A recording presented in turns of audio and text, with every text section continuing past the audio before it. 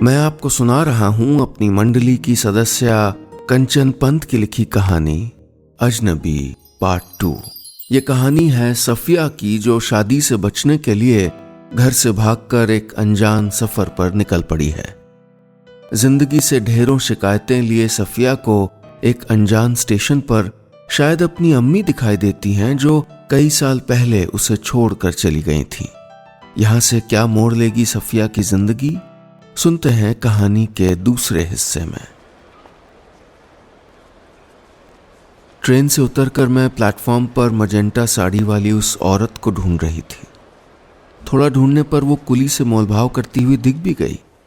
सलीके से पहनी हुई साड़ी, बड़ा सा कसा हुआ जूड़ा, जूड़े पर मोगरे का गजरा। मैं दौड़कर उसके पास पहुंची। अम्मी, मैंने कहा। वो औरत पलटी। वो अम्मी नहीं थी। आंखों को धोखा हुआ था शायद। पिछले साल स्विमिंग सीखते हुए मैं एक बार करीब डूब गई थी। 2-4 सेकंड्स और पानी के साथ रहती तो शायद फेफड़ों की हवा खत्म ही हो जाती। उस वक्त पानी से बाहर निकलने पर जिस शिद्दत से मैंने पहली सांस ली थी, बस वही महसूस हुआ था आज उस औरत को देखकर। पर अब लग रहा था जैसे किसी ने फिर पानी में धकेल दिया हो। सांसें बुझती हुई महसूस हो रही हों और पैरों में जैसे जान ही नहीं रह गई हो। तभी ट्रेन की सीटी बजी। मेरी ट्रेन प्लेटफॉर्म पर सरकने लगी थी। मैं ट्रेन की ओर भागी और दौड़ते दौड़ते चढ़ने की कोशिश करने लगी। इस कोशिश में मैं ट्रैक पे गिर ही जाती अगर किसी ने मेरा हाथ न पकड़ लिया होता। Are you crazy? मरना है क्या? ये वही अजनबी अरहान था। मैं अचानक जैसे सोते से जागी और फिर सर पकड़कर बैठ गई। ट्रेन छूट गई थी। शाम के 5 बजे मैं एक ऐसे स्टेशन पर एक ऐसे इंसान के साथ अकेली खड़ी थी जिसके नाम के सिवाय मैं उसके बारे में कुछ भी नहीं जानती थी। तुम क्या कर रहे हो यहां पर? मैंने अपनी कलाई उसके हाथ से झटक कर छुड़ाते हुए कहा। क्या कर रहे हो जो मतलब क्या? अरे तुम जैसे भागी थी ट्रेन से, आई थॉट कि तुम्हारे साथ कोई इमरजेंसी है, उसने कहा। It was none of your business, मैंने उसको घूरा। इमरजेंसी में सबका बिजनेस एक ही होता है। अब अगर तुम्हारी अकड़ खत्म हो गई हो तो अगली ट्रेन का पता कर लें। सामान तो वैसे भी तुम्हारे चक्कर में ट्रेन में छूट गया है मेरा, वो बोला और मेरे जवाब का इंतजार किए बिना रेलवे इंफॉर्मेशन सेंटर की तरफ चल दिया। उफ, ये क्या कर दिया था मैंने? घर से भाग आई थी बिना किसी प्लान के, ट्रेन से उतर गई बिना कुछ सोचे। अब क्या? मेरे पास इस वक्त कुछ नहीं था। फोन और पर्स तक ट्रेन में ही रह गया था। मैंने घबराकर अपने आसपास देखा। इस अनजान स्टेशन में अनजान लोगों के बीच बस एक ही चेहरा था जिसे मैं थोड़ा बहुत जान पहचान का मान सकती थी। कभी कभी जरा सी पहचान भी कितना बड़ा सहारा दे जाती है, ये मुझे उस वक्त समझ आ रहा था। मैं एक गहरी सांस भर के इंफॉर्मेशन सेंटर की तरफ बढ़ गई, जहां अरहान ट्रेन के बारे में पता करने की कोशिश कर रहा था। वो अलग बात है कि इंफॉर्मेशन सेंटर वाले को अंग्रेजी नहीं आती थी, हिंदी आने का तो खैर सवाल ही नहीं था। हटो, मैं पता करती हूँ, मैंने कहा तो अरहान किनारे हो गया। कन्नड़ मुझे भी नहीं आती थी, लेकिन तेलुगु के कुछ टूटे फूटे शब्द जोड़कर मैंने पौंडीचेरी जाने वाली ट्रेन के बारे में पूछा। रायलू पुदुचेरी उनपुडु रेडी उदयम, जवाब मिला। यानी पौंडीचेरी के लिए कल सुबह तक कोई ट्रेन नहीं थी। अगर रो देना आसान होता तो डर और घबराहट के मारे अब तक मैं रो ही दी होती, लेकिन अरहान को जैसे कोई फर्क ही नहीं पड़ रहा था। ट्रेन उसकी भी छूटी थी, सामान उसका भी ट्रेन में ही रह गया था। इस अनजान स्टेशन पर वो भी अकेला ही था। उसे तो बल्कि यहाँ की भाषा भी नहीं आती थी। लड़का है ना, उसे क्या फर्क पड़ता है? This is so interesting. लगता है विदेश में आ गए ना। किसी की भाषा ना पता हो, किसी को जानते ना हो, कितना सेंस ऑफ फ्रीडम आ जाता है ना। गलतियां करने का डर ही खत्म हो जाता है। वो बोला, फालतू की बात मत करो, ये सोचो यहां से निकलना कैसे। मैंने गुस्से में कहा तो उसने मेरे कंधे पर हाथ रख दिया। बोला, रोना चाहती हो तो रो लो, मैं जज नहीं करूंगा। तुमसे किसने कहा मैं रोना चाहती हूँ? करीब करीब पिघल आई अपनी आवाज को संभालते हुए मैंने झल्ला कर कहा, साफ दिखता है जब तुमको रोने का मन करता है तो तुम किसी पे चिल्लाने लगती हो। सी, जैसे तुम अब मुझ पे चिल्लाने वाली हो। वो शरारत से बोला। मुझे लगा जैसे किसी ने मेरी चोरी पकड़ ली हो। 2 घंटे पहले मिला ये लड़का कैसे मुझे समझ गया था। कई बार जो घाव नश्तर से नहीं फूटते वो रुई के फाहे से दरक जाते हैं। अरहान की बात से मेरी आंख भर गई, जिसे मैंने उससे छुपाकर पोंछ लिया। तू चिंता क्यों कर रही है यार? तू तो वैसे भाग के आई है, समझ ले यहीं आना था। अरहान न जाने कब आप से तुम पे और तुम से तू पे आ चुका था। क्या चल रहा होगा इस लड़के के दिमाग में? मुझे अकेली बेचारी लड़की तो नहीं समझ लिया इसने। यूं तो इस पल में खुद को अकेली और बेचारी ही महसूस कर रही थी, लेकिन मैं ये इजाजत किसी और को नहीं दे सकती थी कि वो मुझको बेचारी समझे। मैंने उसकी ओर देखा। एक फ्रेंडली स्माइल के अलावा उसके चेहरे पर कोई और भाव नहीं था। मैं तेज कदमों से वेटिंग रूम की तरफ बढ़ गई। पीछे पीछे वो भी आ गया और वेटिंग रूम की बेंच पर मेरे बगल में बैठ गया। कौन थी वो औरत? अरहान ने पूछा तो मैंने चौंक कर उसे देखा। उस औरत को देख के उतरी थी ना तुम ट्रेन से? वो फिर बोला, यू माइंड योर बिजनेस। मेरी आवाज एकदम से तीखी हो गई। हालांकि मुझे तुरंत यह एहसास हो गया कि ऐसी नाराज होने वाली कोई बात उसने कही नहीं थी, लेकिन मेरा गुस्सा जैसे अरहान को छू कर भी नहीं गया था। वो मुस्कुराकर बोला, सॉरी बाबा, it is none of my business. मैं उसको जवाब देने के बजाय खिड़की से बाहर देखने लगी। आसमान अचानक बादलों से घिराया था और थोड़ी ही देर में बादल बरसने लगे। सामने एक मैदान में कुछ बच्चे बारिश में फुटबॉल खेलते दिखाई दे रहे थे। दुनिया से बेपरवाह, न वक्त की चिंता, न कपड़े गंदे हो जाने का डर। बड़े हो जाना कितना कुछ छीन लेता है ना आपसे। यह एहसास कहीं गहरे तक मुझे भेद कर निकल गया। बारिश की वो शाम मेरी आंखों के आगे आकर खड़ी हो गई। अम्मी और अब्बू के साथ बिताई हुई शायद आखिरी बारिश। मुझे दिख रहा था पत्थर की छत वाला अपना बड़ा सा घर के दालान में तौलिया लेकर मेरे पीछे भागती अम्मी, उनका हाथ छुड़ाकर बार बार भीगने दौड़ जाती मैं, और हम दोनों को देखकर मुस्कुराते पापा। सोफी चुपचाप अंदर आ जा वरना वहीं आऊंगी डंडा लेके, अम्मी चिल्ला रही थीं। मुझ पर उनकी डांट का कब असर पड़ा था जो उस दिन पड़ता। फिर मैं जानती थी कि उनको बारिश में भीगना जरा भी पसंद नहीं है। जिस दिन बारिश होती थी दिन भर अम्मी का टेप चलता रहता था कि ये मरी बारिश पता नहीं क्यों आ जाती है रोज रोज। आज ही टब भर के कपड़े भिगोए थे धोने को। लो सूख गए अब मेरे पापड़। देखो कितना कीचड़ हो गया बाहर। जूते बाहर खोल के आइए जी, पूरे घर में कैसे निशान बना दिए हैं।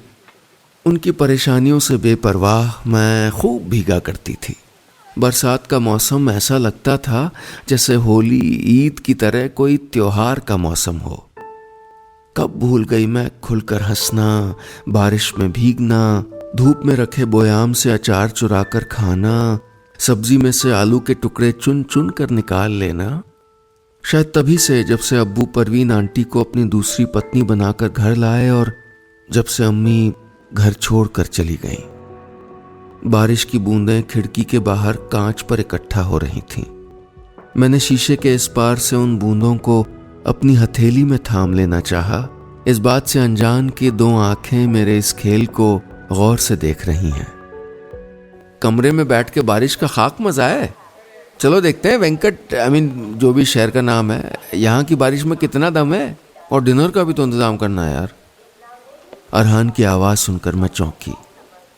मेरी बगल की सीट पर बैठकर वो मुझे देखकर मुस्कुराए जा रहा था।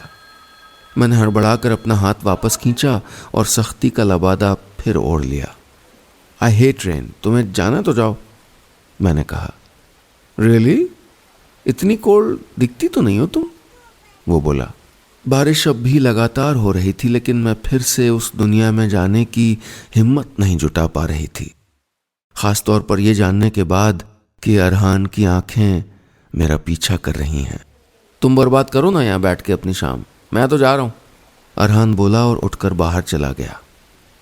हद है, ऐसे चला गया मुझे अकेला छोड़कर? अब तक तो बड़ा कंसर्न दिखा रहा था। मैंने मन ही मन उसे कोसा। फिर इस अनजान स्टेशन पर अपने अकेले होने का ख्याल आया। फिलहाल मेरे पास न पैसे थे और न सर छुपाने को कोई जगह। यह अनजान लड़का ही इस वक्त एक ऐसा था जिस पे मैं थोड़ा बहुत भरोसा कर सकती थी। अपना ईगो किनारे रख के मैं उसके पीछे बाहर निकल आई। You're not that cold after all, उसने मुड़कर कहा और अपनी स्पीड से चलता रहा। मैंने अपनी चाल थोड़ी तेज कर ली और उससे आगे निकल गई। मुझे नहीं पता था कि मैं बारिश में भीगती हुई कहां और क्यों जा रही हूं, पर उन अनजान गलियों में भटकना बड़ा भला लग रहा था। जब लगता कि अरहान ज्यादा पीछे छूट गया है तो मैं अपनी चाल थोड़ी धीमी कर लेती, पर न मैं रुकी न उसने अपनी चाल तेज की। अलग अलग चलते हुए भी साथ होने का ये अजीब सा एहसास था। पता नहीं वो कौन से पल होते हैं जब अचानक ही बिना वजह हम किसी पे भरोसा करने लगते हैं। 3 घंटे पहले मिले इस लड़के से मेरा कोई रिश्ता नहीं था, पर कई बार कोई रिश्ता ना होना ही सबसे बड़ा रिश्ता बन जाता है। ना बिना मतलब की उम्मीद, ना अपेक्षाएं, न सवाल और न ही शिकायतें। 2-3 घंटे भटक लेने के बाद जब हम रेलवे स्टेशन लौटे तो शरीर थक चुका था, लेकिन मन अब इतना भारी नहीं रह गया था। हम दोनों वेटिंग रूम की बेंच पर बैठे थे। अरहान को चुप रहने की आदत नहीं है, इतनी देर में ये तो जान चुकी थी मैं, लेकिन इस वक्त वो खामोश था। I am Safia. आखिरकार मैंने उसे अपना नाम बता दिया। जानता हूं, और ये भी जानता हूं कि तुम घर से भागी क्यों, उसने कहा और अपने जैकेट की जेब से एक डायरी निकालकर मेरी ओर बढ़ा दी। उसके आखिरी पन्ने पर एक पता लिखा हुआ था। ट्रेन से उतरते वक्त तुम्हारे हाथ से गिर गई थी, वो बोला। ये मेरी ही डायरी थी, मेरी जिंदगी का वो अंधेरा कोना जिसमें मैं किसी को झांकने नहीं देती थी। एक अजनबी ने वही डायरी बिना मुझसे पूछे पढ़ ली थी। अपमान और गुस्से से मेरा चेहरा लाल हो गया। मैंने उसके हाथ से डायरी छीन ली। How dare you! मेरी डायरी पढ़ कैसे ली तुमने? समझते क्या हो तुम खुद को? मैंने कांपती हुई आवाज में कहा। वो बोला, I know it's none of my business, पर भागने से जवाब नहीं मिलते दोस्त।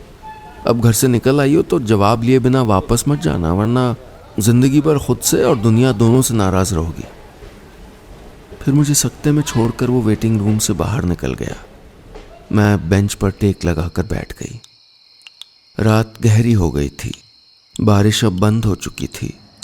टिन की छत से टपकते पानी और कभी कभी स्टेशन से होकर गुजरती ट्रेन की आवाज के अलावा खामोशी थी। पर मेरे जहन में हजारों इमोशंस घूम रहे थे। वो सवाल जो मैं सालों से अपनी अम्मी से पूछना चाहती थी, वो तकलीफ जिसे मैं अपने अंदर सींच रही थी, वो प्यार जो नफरत बनकर मेरे मन में पल रहा था, और अम्मी से मिलने की वो ख्वाहिश जो मैं अपने आप तक से छुपा के रखे हुए थी। अरहान थोड़ी देर बाद लौट आया, पर कुछ बोला नहीं। मैं भी चुपचाप बैठी रही, और फिर बैठे बैठे न जाने कब मुझको नींद आ गई। सुबह जब नींद खुली तो अरहान हाथ में टिकट लेकर तैयार खड़ा था। हाथ मुंह धो लो, आधे घंटे में है ट्रेन, उसने कहा। मैंने टिकट हाथ में लिया और चौंक गई। टिकट पौंडीचेरी का नहीं था, बैंगलोर का था। ये तो पौंडीचेरी का नहीं है, मैंने झल्ला के कहा। पता है, पर फिलहाल यही ट्रेन अवेलेबल है।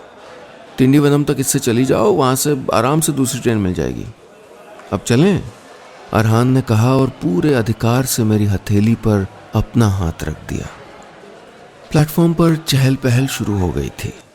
दफ्तर जाने वालों की भीड़ बढ़ रही थी। ट्रेन स्टेशन पर आकर लग चुकी थी। मंजिल मुझे पता थी, टिकट मेरे हाथ में था, लेकिन पैर आगे बढ़ने की हिम्मत नहीं कर पा रहे थे, क्योंकि ये ट्रेन जहां लेकर जा रही थी वहीं किसी मोड़ पर जिंदगी का सबसे बड़ा सवाल मेरा इंतजार कर रहा था।